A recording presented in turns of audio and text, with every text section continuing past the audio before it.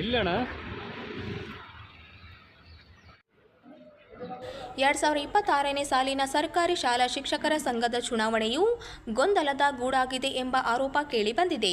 ಚುನಾವಣೆಯ ಕುರಿತು ಸ್ಪಷ್ಟ ಮಾಹಿತಿ ನೀಡದಿರುವುದು, ವೋಟರ್ ಲಿಸ್ಟ್ ಪ್ರಕಟಣೆ ವಿಳಂಬವಾಗಿರುವುದು ಹಾಗೂ ಹಲವು ಶಿಕ್ಷಕರ ಹೆಸರುಗಳನ್ನು ಉದ್ದೇಶಪೂರ್ವಕವಾಗಿ ಕೈಬಿಟ್ಟಿರುವುದಾಗಿ ಶಿಕ್ಷಕರ ತಂಡವೊಂದು ಅಸಮಾಧಾನ ವ್ಯಕ್ತಪಡಿಸಿದೆ. ಕಳೆದ 3 ತಿಂಗಳಿಂದ ಚುನಾವಣೆ ನಡೆಯಲಿದೆ ಎಂದು ಹೇಳಲಾಗುತ್ತಿದ್ದರೂ ಯಾವುದೇ ಸ್ಪಷ್ಟ ಕ್ರಮಗಳನ್ನು ಕೈಗೊಳ್ಳಲಾಗಿಲ್ಲ ಎಂದು ಶಿಕ್ಷಕರು ಆರೋಪಿಸಿದ್ದಾರೆ. ಸುಮಾರು 20 ದಿನಗಳ ಹಿಂದೆ ಚುನಾವಣಾ ನೋಟಿಫಿಕೇಷನ್ ಹೊರಡಿಸಲಾಗಿದ್ದರೂ ಇದುವರೆಗೆ ಪ್ರಕ್ರಿಯೆಗಳು ಸರಿಯಾಗಿ ಮುಂದುವರಿಯದೇ ಇರುವುದರಿಂದ ಅನುಮಾನಗಳು ಹೆಚ್ಚಾಗಿವೆ ಎಂದು ತಿಳಿಸಿದ್ದಾರೆ. ಇಂದು ಬೆಳಗ್ಗೆ 11 ಗಂಟೆಗೆ ಬಂದ ಚುನಾವಣಾ ಅಧಿಕಾರಿಗಳು ಒಂದು ವೋಟರ್ ಲಿಸ್ಟ್ ಅನ್ನು ನೀಡಿದರೂ ಅದರಲ್ಲಿ ಅನೇಕ ಶಿಕ್ಷಕರ ಹೆಸರುಗಳು ಕಾಣಿಸದಿರುವುದು ಗಮನಕ್ಕೆ ಬಂದಿದೆ. ಇದು ಕೇವಲ ನಿರ್ಲಕ್ಷ್ಯವಲ್ಲ, ಬದಲಾಗಿ ರಾಜಕೀಯ ಉದ್ದೇಶದಿಂದ ಮಾಡಿದ ಕ್ರಮ ಎಂದು ಆರೋಪಿಸಲಾಗಿದೆ. ನಮ್ಮ ತಂಡವನ್ನು ಎದುರಿಸಲು ಆಗದೆ ಉದ್ದೇಶಪೂರ್ವಕವಾಗಿ ನಮ್ಮ ಬೆಂಬಲಿಗರ ಹೆಸರುಗಳನ್ನು ವೋಟರ್ ಲಿಸ್ಟ್ನಿಂದ ತೆಗೆದುಹಾಕಲಾಗಿದೆ ಎಂದು ಆರೋಪಿಸಿದ ಶಿಕ್ಷಕರು ಈ ಕುರಿತು ನ್ಯಾಯಸಮ್ಮತ ತನಿಖೆ ನಡೆಸಬೇಕು ಹಾಗೂ ಸರಿಯಾದ ವೋಟರ್ ಲಿಸ್ಟ್ ಪ್ರಕಟಿಸಬೇಕು ಎಂದು ಆಗ್ರಹಿಸಿದ್ದಾರೆ. ಚುನಾವಣಾ ಪ್ರಕ್ರಿಯೆಯನ್ನು ಪಾರದರ್ಶಕವಾಗಿ ನಡೆಸಲು ಸಂಬಂಧಪಟ್ಟ ಅಧಿಕಾರಿಗಳು ತಕ್ಷಣ ಕ್ರಮ ಕೈಗೊಳ್ಳಬೇಕು ಎಂದು ಶಿಕ್ಷಕರು ಒತ್ತಾಯಿಸಿದ್ದಾರೆ. ರಾಜ್ಯ ಪ್ರಾಥಮಿಕ ಶಾಲಾ ಶಿಕ್ಷಕರ ಸಂಘದ ಚುನಾವಣೆ 2026ರಿಂದ 31 5 ವರ್ಷದ ಅವಧಿಗೆ ಚುನಾವಣೆ ನಡೆಯಬೇಕಾಗಿತ್ತು. ಇವತ್ತಿಂದ ನಾಮಪತ್ರ ಪ್ರಕ್ರಿಯೆ ಆರಂಭ ಆಗ್ತಾ ಇದೆ ಅಂತಕ್ಕಂಥದ್ದು. ಇಲ್ಲಿವರೆಗೂ ಕೂಡ ಕಳೆದ 1 ತಿಂಗಳಿನಿಂದಲೂ ಕೂಡ ಚುನಾವಣೆ ನಡೀತದೆ ಅಂತಕ್ಕಂಥ ಮಾತುಗಳು ಕೇಳ್ತಾ ಇದ್ದು ಹೊರತಾಗಿ ಯಾವುದೂ ಅಧಿಕೃತವಾಗಿರಲಿಲ್ಲ.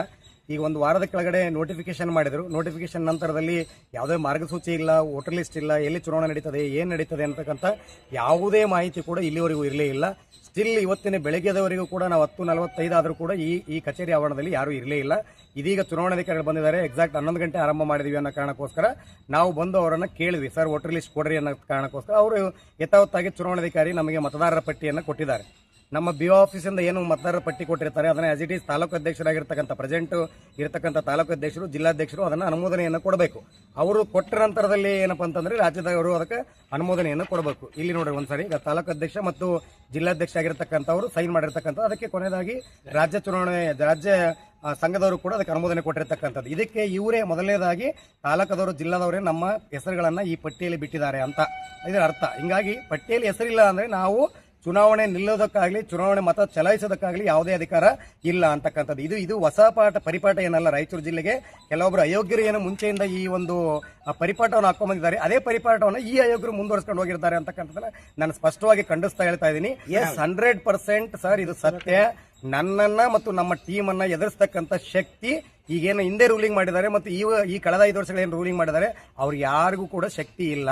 ಅವರು ಶಕ್ತಿಹೀನರು, ಅವರಿಗೆ ಸಂಘಟನೆನೇ ಗೊತ್ತಿಲ್ಲ. ಫಸ್ಟ್ ಆಫ್ ಆಲ್ ಕಳೆದ ಚುನಾವಣೆಯಲ್ಲಿ ಕೂಡ ಇವರೆಲ್ಲ ಯಾವುದೋ ಮೂಲೆಯಲ್ಲಿ ಬಿದ್ದಿದ್ರು. ನಾವೇ ತಂಡವನ್ನು ಕಟ್ಕೊಂಡು ನಂದೀಶಣ್ಣ ನಮ್ಮ ನೇತೃತ್ವದಲ್ಲಿ ನಾವು ಟೀಮನ್ನು ಮಾಡ್ಕೊಂಡು ಇವ್ರು ಎಲ್ಲೆಲ್ಲೋ ಬಿದ್ದವ್ರು ಕರ್ಕೊಂಡ್ಬಂದು ಅಧಿಕಾರ ಕೂಡಿಸಿದ್ವಿ. ಈಗ ಅದೇ ಹಿಂದೆ ಮಾಡಿರ್ತಕ್ಕಂಥವ್ರು ಏನು ಮಾಡಿದ್ರು, ಅದೇ ಹೆಸರು ಬಿಡ್ತಕ್ಕಂಥ ಕೆಲಸವನ್ನು ಕೂಡ ಇವರು ಅದೇ ಮಾಡಿದ್ದಾರೆ ಅಂತಕ್ಕಂಥದ್ದು.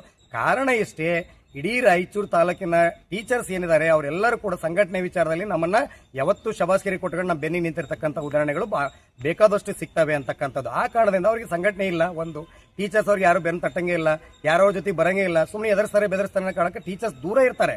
ಆದ್ರೆ ಪ್ರೀತಿ ವಿಶ್ವಾಸವನ್ನು ಗೆದ್ದಿರೋದ್ರಲ್ಲಿ ನಾವು ಯಾವತ್ತೂ ಮುಂಚೂಣಿಯಲ್ಲೇ ಇದೀವಿ ಅನ್ನೋ ಕಾರಣಕ್ಕೆ ಹೋಗ್ಲಿ ಪರವಾಗಿಲ್ಲ. ಮಹಾಂತೇಶನ ನೀವು ಹೆಸರು ಬಿಡ್ತೀರಿ ಅಂದ್ರೆ ಪರವಾಗಿಲ್ಲ, ಮಹಾಂತೇಶನ ಹೆಣ್ತಿದ ಹೆಸರು ಬಿಡ್ತಾರೆ ನೀವು ಅಂದ್ರೆ ನನಗಿಂತ ನಾನು ಹೆಂಡತಿ ಪವರ್ಫುಲ್ ಅಥವಾ ನನ್ನ ಹೆಂಡತಿಗೆ ನಾನು ಪವರ್ಫುಲ್ ಅಂತ ನನಗೆ ಅರ್ಥ ಆಗ್ತಾ ಇಲ್ಲ ಅಂತಕ್ಕಂಥದ್ದು.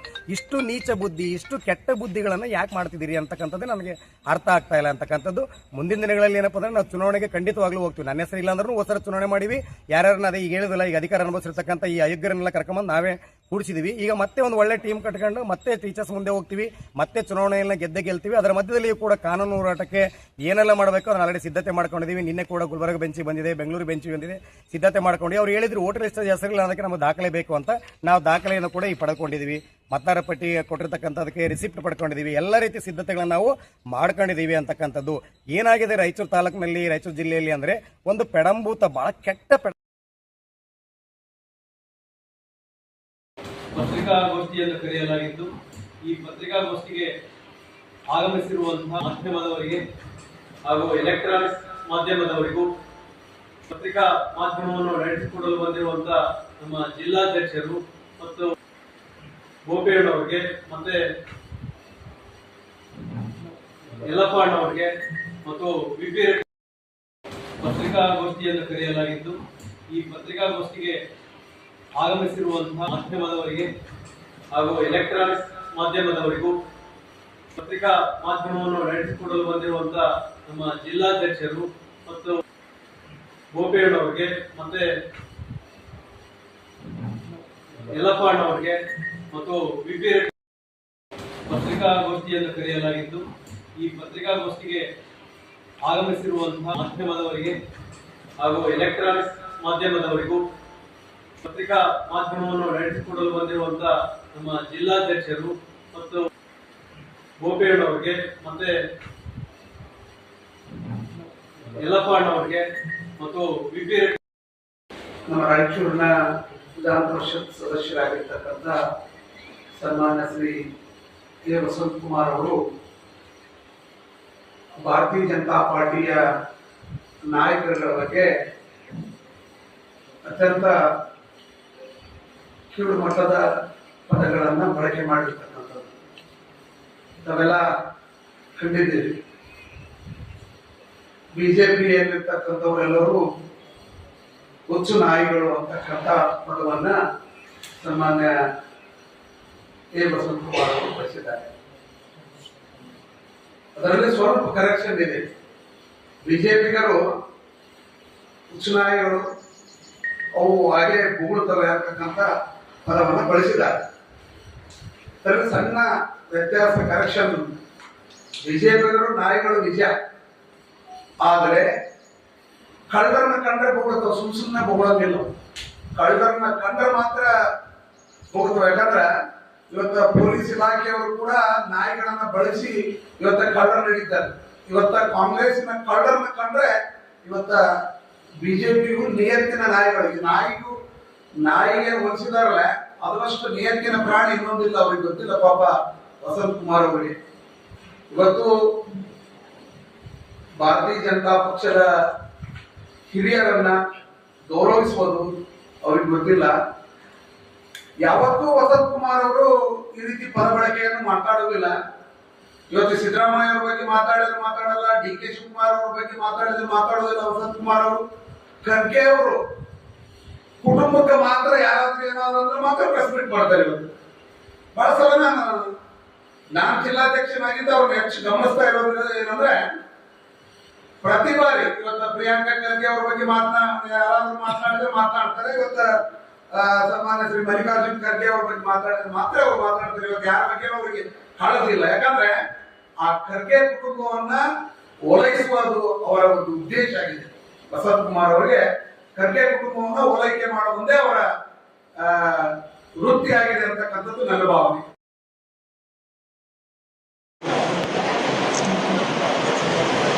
ಬಿಜೆಪಿ ಪಕ್ಷ ಗರ್ವ ಮತ್ತು ಶ್ರಮದಿಂದ ಕಟ್ಟಿದ ಪಕ್ಷವಾಗಿದ್ದು, ಯಾವುದೋ ಒಂದು ಕುಟುಂಬದ ಹೆಸರನ್ನು ಇಟ್ಟುಕೊಂಡು ದೇಶಕ್ಕೆ ಯಾವುದೇ ಕೊಡುಗೆಯನ್ನು ನೀಡದೆ ಆಡಳಿತ ನಡೆಸುವ ಪಕ್ಷವಲ್ಲವೆಂದು ನಗರ ಶಾಸಕ ಡಾಕ್ಟರ್ ಶಿವರಾಜ್ ಪಟೇಲ್ ಹೇಳಿದರು. ನಗರದ ಆಶಾಪುರಿ ಕನ್ವೆನ್ ಹಾಲ್ನಲ್ಲಿ ಹಮ್ಮಿಕೊಂಡಿದ್ದ ಪಂಡಿತ್ ದೀನದಯಾಳ ಉಪಾಧ್ಯಾಯ ಪ್ರಾಶಿಕ್ಷಣ ಮಹಾಭಿಯಾನ ಕಾರ್ಯಕ್ರಮವನ್ನು ಉದ್ಘಾಟಿಸಿ ಅವರು ಮಾತನಾಡಿದರು. ಪ್ರತಿಯೊಬ್ಬರು ಬಿಜೆಪಿ ಇತಿಹಾಸವನ್ನು ತಿಳಿದುಕೊಳ್ಳಬೇಕು. ಗರ್ವ ಮತ್ತು ತ್ಯಾಗದಿಂದ ಕಟ್ಟಿದ ಈ ಪಕ್ಷವು ವಿಶ್ವದಲ್ಲಿ ಅತಿ ಹೆಚ್ಚು ಸದಸ್ಯರನ್ನು ಹೊಂದಿದ ಪಕ್ಷವಾಗಿ ಹೆಸರುವಾಸಿಯಾಗಿದೆ. ಪಕ್ಷ ನಿರ್ಮಾಣದಲ್ಲಿ ಅನೇಕ ಮಹನೀಯರ ತ್ಯಾಗ ಮತ್ತು ಬಲಿದಾನಗಳಿವೆ ಎಂದು ಹೇಳಿದರು. ಪಕ್ಷವನ್ನು ಇನ್ನಷ್ಟು ಬಲಿಷ್ಠಗೊಳಿಸುವುದು ಹಾಗೂ ಸಂಘಟಿಸುವುದು ಪ್ರತಿಯೊಬ್ಬ ಕಾರ್ಯಕರ್ತ ಕರ್ತವ್ಯವಾಗಿದೆ. ಜೊತೆಗೆ ಕೇಂದ್ರ ಸರ್ಕಾರದ ಯೋಜನೆಗಳನ್ನು ಜನರಿಗೆ ತಲುಪಿಸುವ ಜವಾಬ್ದಾರಿಯು ಕಾರ್ಯಕರ್ತರದೇ ಆಗಿದೆ ಎಂದು ಹೇಳಿದರು. ಅದೇ ರೀತಿ ನಮ್ಮ ಮಾಜಿ ಸಹ ವೇದಿಕೆಯನ್ನು ಕೇಳಬಹುದು.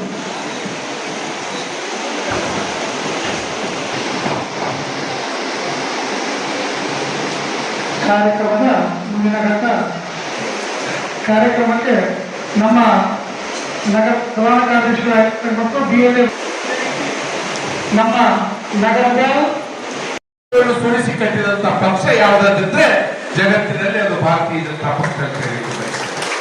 ಇವತ್ತು ಜಗತ್ತಿನಲ್ಲಿ ಅತ್ಯಂತ ಹೆಚ್ಚು ಸದಸ್ಯರುಗಳಂತ ಪಕ್ಷ ಯಾವ್ದಾದ್ರಿದ್ರೆ ಅದು ಭಾರತೀಯ ಜನತಾ ಪಕ್ಷ. ಇವತ್ತು ಅತಿ ಹೆಚ್ಚು ಸದಸ್ಯರು, ಇವನ್ ಇನ್ಕ್ಲೂಡಿಂಗ್ ಚೈನಾದ ಕಮ್ಯುನಿಸ್ಟ್ ಪಾರ್ಟಿಯಲ್ಲೂ ಇಷ್ಟೊಂದು ಸದಸ್ಯರಿಲ್ಲ, ಅದಕ್ಕಿಂತ ಜಾಸ್ತಿ ಸದಸ್ಯರು ನಮ್ಮ ಭಾರತೀಯ ಜನತಾ ಪಕ್ಷದಲ್ಲಿ ಇದ್ದಾರೆ. ಭಾರತೀಯ ಜನತಾ ಪಕ್ಷದಲ್ಲಿ ಹಿಂದೆ ಬಹಳಷ್ಟು ಕೊಡುಗೆ ಮತ್ತು ತ್ಯಾಗ ಮಾಡಿದ್ದಾರೆ. ಅವರೆಲ್ಲ ತ್ಯಾಗ ಕೊಡುಗೆ ಬೆವರು ಸುರಿಸಿ ಏನು ಪಕ್ಷ ಕಟ್ಟಿದ್ದಾರೆ, ಅವರ ಕಷ್ಟದಿಂದ ಕಟ್ಟಿದಂತ ಪಕ್ಷದಲ್ಲಿ ಅಧಿಕಾರ ಹಿಡಿದವರು ನಾವು ನೀವು ಅಂತ ಹೇಳಿಕ್ಕೆ ಬಯಸಿದ್ದೇನೆ. ಯಾಕಂದ್ರೆ ಇದು ನಾವು ಯಾವುದೇ ರೀತಿ ಕಷ್ಟಪಡಲಾರ್ದಾಗೆ ಪಕ್ಷ ಒಂದು ಲೆವೆಲಿಗೆ ಬಂದ್ಮೇಲೆ ಪಕ್ಷಕ್ಕೆ ಬಂದು ನಾವು ಟಿಕೆಟ್ ತಗೊಂಡು ನಮ್ಮನ್ನ ನಿಮ್ಮೆಲ್ಲರ ಶ್ರಮದಿಂದ ಆರಿಸಿ ಇವತ್ತು ಸತತ 3 ಬಾರಿ ಶಾಸಕರನ್ನು ಮಾಡಿದಂತ ಕೀರ್ತಿ ಯಾರಿಗಾದ್ರೂ ಇದ್ರೆ ಅದು ರಾಯಚೂರು ನಗರ ಮಂಡಲದ ಬಿಜೆಪಿ ಕಾರ್ಯಕರ್ತರಿಗೆ ಸಲ್ತದ ಅಂತ ಹೇಳಲಿಕ್ಕೆ ಬಯಸ್ತೇನೆ. ಇವತ್ತು ನಮ್ಮ ನಿಮ್ಮೆಲ್ಲರ ಕರ್ತವ್ಯ, ಇವತ್ತು ಚುನಾವಣೆ ಬಂದಂತ ಸಮಯದಲ್ಲಿ ನಾವು ನೀವು ಒಗ್ಗೂಡಿ ಚುನಾವಣೆ ಮಾಡಿ ಮನೆಗೆ ಹೋಗುವಂತಹದ್ದು ಅಲ್ಲ. ಇವತ್ತಿನ ಆ ಕಾಲ ಇಲ್ಲ. ಹಾಗಾಗಿ ನಮ್ಮ ಪಕ್ಷ ತೀರ್ಮಾನ ಮಾಡಿದೆ, ಇಡೀ ರಾಜ್ಯದಲ್ಲಿ ಮಾತ್ರ ಅಲ್ಲ ರಾಷ್ಟ್ರದಲ್ಲೂ ಇಂಥ ಕಾರ್ಯಕ್ರಮಗಳು ಮಾಡಿ ಒಂದು ರಾತ್ರಿ ಎಲ್ಲಿ ಕಾರ್ಯಕ್ರಮ ಮಾಡ್ತೀವೋ ಅಲ್ಲಿ ನಾವಿದ್ದು ಒಬ್ಬರಿಗೊಬ್ರು ನಮ್ಮ ನಮ್ಮ ಕಷ್ಟಗಳನ್ನು ತಿಳ್ಕೊಳ್ಳುವಂತ ಕೆಲಸ ಆಗ್ಬೇಕು. ನಮ್ಮ ನಿಮ್ಮ ಮನಸ್ಸುಗಳು ಒಂದಾಗುವಂತ ಕೆಲಸ ಆಗ್ಬೇಕು ಅಂತ ಹೇಳಿ ಇವತ್ತು ಪ್ರಶಿಕ್ಷಣ ವರ್ಗ ಮಾಡಿ ಒಂದು ದಿನ ನಾವು ಇಲ್ಲೇ ಉಳಿಯುವಂತ ಕಾರ್ಯಕ್ರಮ ರೂಪಿಸಿಕೊಟ್ಟು ನಮ್ಮ ಹಿರಿಯರು ಆದೇಶಿಸಿದರೆ ಅದ್ರ ಪ್ರಕಾರ ನಾವು ನೀವೆಲ್ಲರೂ ಇಲ್ಲಿದ್ದು ನಿಮಗೇನ್ ತೊಂದರೆಗಳಿದೆ ಪಾರ್ಟಿಯಲ್ಲಿ, ನಿಮ್ಗೆ ಕಾರ್ಯಕ್ರಮಗಳು ಏನ್ ಪಕ್ಷ ವಹಿಸಿಕೊಟ್ಟಿದೆ, ಯಾವ ರೀತಿಯಲ್ಲಿ ತಾವು ಮಾಡ್ತಾ ಇದ್ದೀರಿ, ಯಾವ ರೀತಿ ಮುಂದೆ ನಮಗೆ ಕಾರ್ಯಕ್ರಮಗಳು ಒಪ್ಪಿಸ್ತಾರೆ, ಯಾವ ರೀತಿ ಸರ್ಕಾರದ ಕಾರ್ಯಕ್ರಮಗಳಲ್ಲಿ ನಮ್ಮನ್ನು ನಾವು ಜೋಡಿಸಿಕೊಳ್ಳಬೇಕು ಅನ್ನುವ ಎಲ್ಲ ವಿಷಯಗಳ ಬಗ್ಗೆ ನಮ್ಮ ಹಿರಿಯರು ಸವಿಸ್ತರವಾಗಿ ನಮಗೆ ಹೇಳಲಿದ್ದಾರೆ.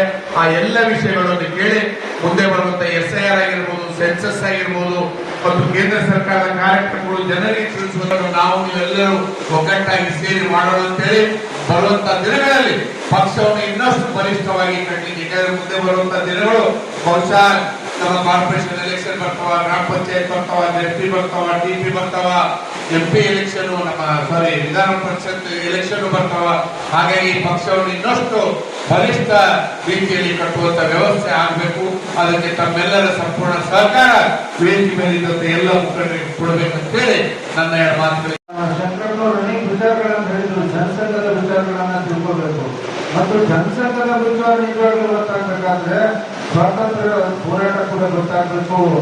ಬ್ರಿಟಿಷರ ನಮಗೆ ಬಿಡುವಾಗ ನಮ್ಮ ವಿಭಜನೆ ಮಾಡಿಬಿಟ್ರು. ಆ ವಿಭಜನೆ ಮಾಡಿದಂತದ್ರಿಂದ ತದನಂತರ ಬಂಗಾಳ ವಿಭಜನೆ ಆಗ್ತಾ ಇತ್ತು. ಪಾಕಿಸ್ತಾನ ಅವರು ಬಂಗಾಳವನ್ನ ಡಿವೈಡ್ ಮಾಡಿ ವಶಗಳಿಗೆ ಕೊಟ್ಟಿದ್ರು.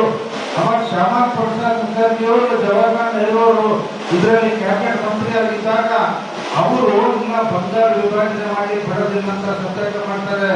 ಸತ್ಯಾಗ್ರಹ ಮಾಡಿದ ನಂತರ ಆ ಪರಿಣಾಮ ಅರ್ಧ ಬಂಗಾಳ ನಮ್ಗೆ ಬಿಟ್ಟು ಇವತ್ತಿನ ಪಶ್ಚಿಮ ಬಂಗಾಳ ಬಿಟ್ಟಿರುವಾಗ, ಆದ್ರೆ ಅವ್ರ ಮೇಲೆ ಏನಪ್ಪ ಇವರು ಬರೀ ಡಿವೈಡೆಡ್ ರೂಲ್ ಮಾಡುವಂತ ಪಾಲಿಸಿ ಇನ್ನೂ ಈ ಜವಾಹರ್ಲಾಲ್ ನೆಹರು ಅವರು ಕ್ಯಾಬಿನೆಟ್ ಮುಂದುವರಿಸಿದ್ದಾರೆ ಅಂತ ಹೇಳಿ ನೋವಿನಿಂದ ಅವರು ಕ್ಯಾಬಿನೆಟ್ ಇಂದ ರಿಸೈನ್ ಮಾಡ್ತಾರೆ. ಜಮ್ಮು ಅಂಡ್ ಕಾಶ್ಮೀರದಲ್ಲಿ ಕೂಡ ಹೋರಾಟ ಮಾಡ್ತಾರೆ. ತದನಂತರ ಅವರು ಕೂಡ